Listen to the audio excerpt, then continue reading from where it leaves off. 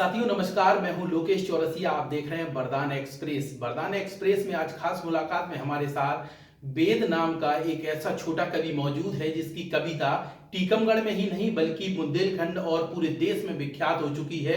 महज 5 साल की उम्र से उसका पड़ाव शुरू हुआ था, आज 12 साल का हो चुका है। उसकी अनेकों कविताएं पूरे देश में फेमस हो चुकी हैं, बाल कवि के नाम से ये विख्यात है।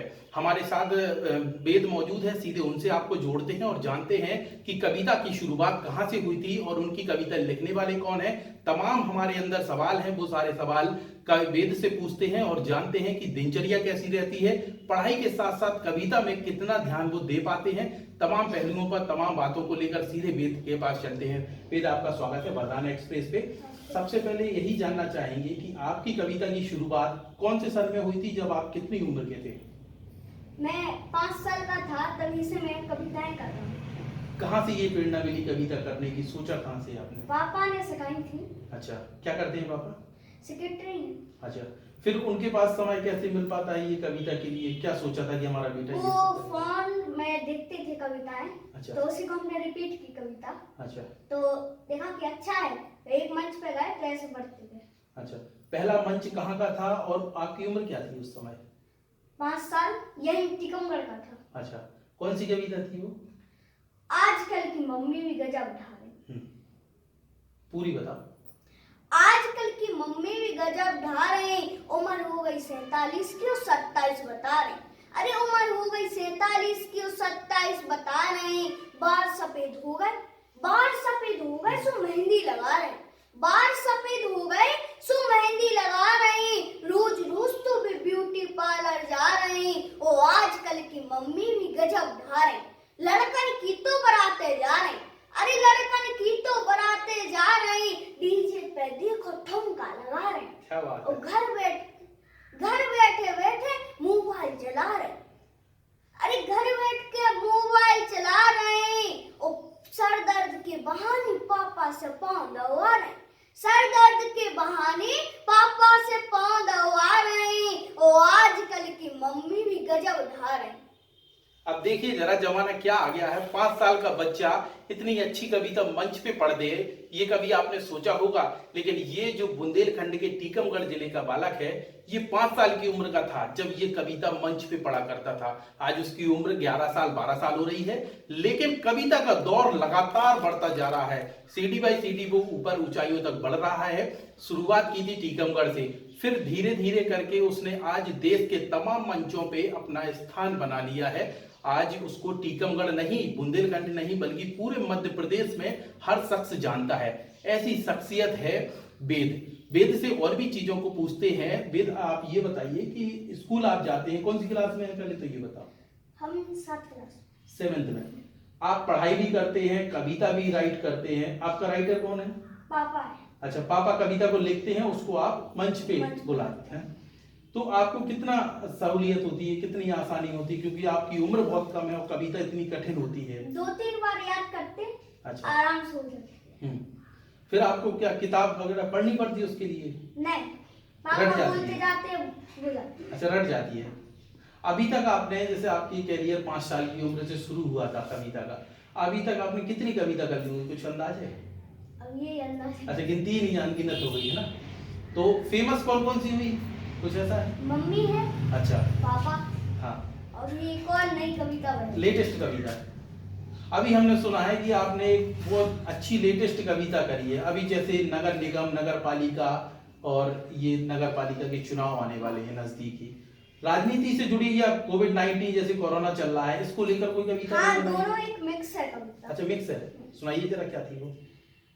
पापा कांग्रेसी और मम्मी भाजपाई। पापा कांग्रेसी और मम्मी भाजपाई, चाहे जब भूल लगा तिनकी लड़ाई। अरे कोरोना काल में तो ऐसी ठनी, अरे कोरोना काल में तो ऐसी ठनी कि पूरे लॉकडाउन रोटी तक नहीं बनी।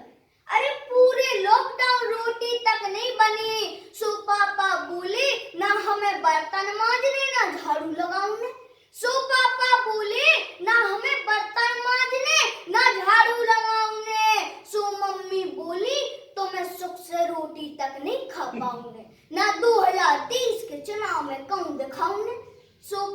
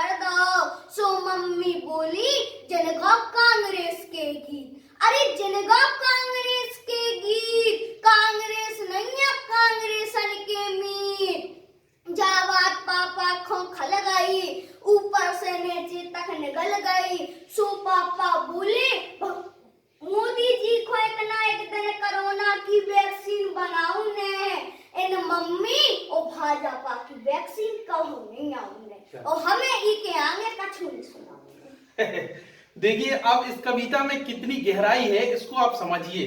कविता तो छोटे कवि ने गा दी, लेकिन इसकी गहराई कितनी नीचे तक जा रही है इसको आपने अगर सुन के समझा हो तो हम आपको बता दें, यहाँ पे मध्य प्रदेश की जो राजनीति अभी पिछले दिनों हुई है उसको लेकर पूरी कविता है ये। देखिए किस तरीके से कांग्रेस के विधायक अगवा हुए या किसी होटल में रुके, तमाम चीजें थी। लेकिन उसके बाद फिर भाजपा ने क्या किया, कैसे वो भाजपा में शामिल हुए, तमाम वो गहराइयां हैं इस कविता में जो इस नन्हे कलाकार ने पेश की है। और ये कविता हम आपको बता दें लेटेस्ट कविता है जो वरदान एक्सप्रेस पे वो सुना रहा है। ये कविता हिट होगी मध्य प्रदेश में नहीं बल्कि पूरे देश में हिट हो जाएगी, क्योंकि इस कविता में मध्य प्रदेश की राजनीति की गहराई छुपी हुई है। ये आप समझ लीजिए, क्योंकि ये छोटा कलाकार है, भले उसके पिताजी राइटर हों लेकिन कविता मंच पे गाता वेद है। उम्र महज 11 से 12 साल है, लेकिन इस कविता की गहराई में अगर जाएंगे तो पूरी राजनीति का खुलासा हो रहा है, किस तरीके से राजनीति मंच मध्य प्रदेश में हुई है और वर्तमान में क्या हो रहा है। कोविड-19 का समय था, मास्क लगाना, सैनिटाइजर, तमाम चीजें थी वो भी उसमें आ चुकी हैं। राजनीति से लेके कोरोना काल से लेके तमाम ये चीजें छुपी हुई हैं और मध्य प्रदेश की राजनीति में क्या उथल पुथल हुई ये भी सब कुछ उसने वेद ने बता दिया। अब इससे और भी चीजें पूछ लेते हैं, क्योंकि स्कूल भी जाते हैं, स्कूल में क्या रहता है, दोस्तों से कैसी मुलाकात होती है, अब पर्सनल चर्चा भी हो जाए। वेद आप स्कूल जाते हो, आपके फ्रेंड आपको मिलते होंगे, हो सकता है कई वो कविता सुनना चाहते हो, क्लास चलती है, ऐसा कभी समय आया कि टीचर भी कह रहे कविता सुना दो? नहीं, ऐसा नहीं आया। अच्छा, नहीं, टीचर्स डे को एक बार सुनाई थी, वैसे कविता नहीं सुनाते स्कूल में। अच्छा, लेकिन लोग तो कहते हो, दोस्त तो कहते होंगे कि चलो आज कविता सुना दो। दोस्तों को एक बार सुना दी तो सब लोग आ जाते कि सुन ली, फिर बाद में कोई पूछता भी नहीं है, ऐसे खेलते हैं, कूदते पढ़ते। अच्छा, स्कूल का समय सिर्फ स्टूडेंट और ये टीचर का रहता है ना? कविता का मंच वो अलग रहता है। वो अलग रहता है। फैमिली में कितने मेंबर हैं? 4 है। अच्छा, कौन कौन है? मम्मी है, पापा, भैया। अच्छा, आप सबसे छोटे हो घर में? कितना प्यार मिलता होगा कविता के बाद? मंच पे आप जाते हो तो लोगों की भीड़ लगती होगी, मिलने वालों की तमाम चीजें, थोड़ा सा शेयर कीजिए हमारे साथ। नहीं ज्यादा, हमने वहां से गए तो होटल में रुकते हैं। अच्छा, फिर मंच का बता देते हैं वो लोग की कब है, तो वहीं पे मंच में जाकर हम कविता सुनाते हैं। अच्छा, अभी आप जैसे टीकमगढ़ के अलावा और कौन से मंच रहे, जैसे मध्य प्रदेश के कहीं दूर के मंच हो जहाँ आपने कविता गाई? लखनऊ है।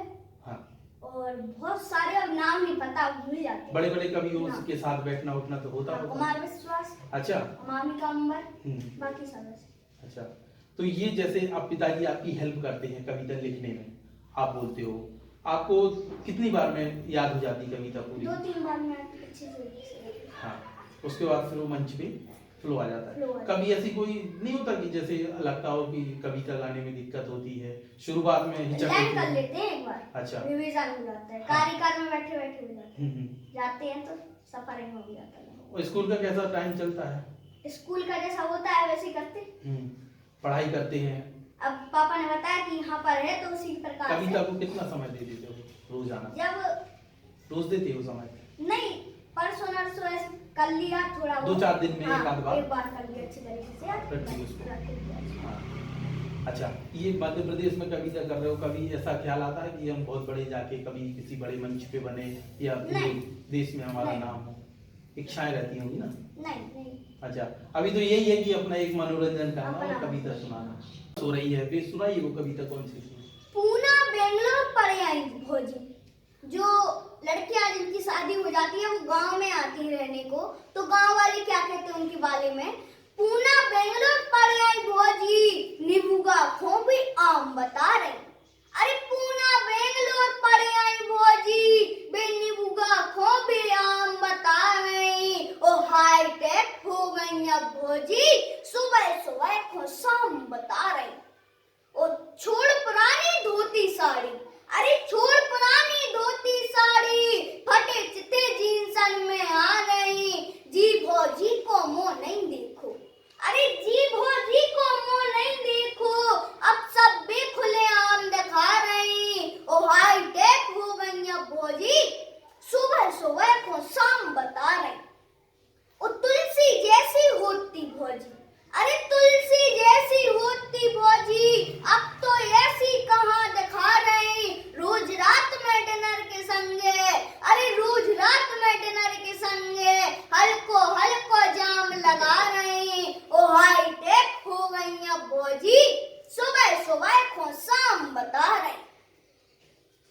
देखिए छोटा कलाकार जरूर, लेकिन समझदारी बहुत है, किस तरीके से दुनिया चल रही है और जमाना कहाँ जा रहा है, इस सब चीजों को कविता के माध्यम से बता देता है।